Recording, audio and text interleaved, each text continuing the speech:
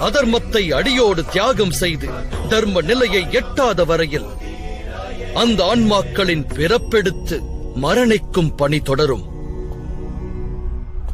இதுவே பிரம்ம வித்யின் முதற் பாடமாகும். பார்த்தா, ஜனனமெடுத்த தேகம் மடியத்தான் வேண்டும் அர்ஜுனா.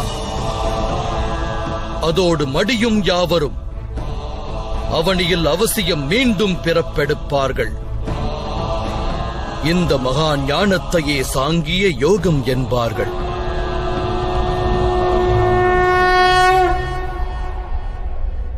தர்மம் அதர்மம் இவ்விரண்டும் என்ன மாதவா?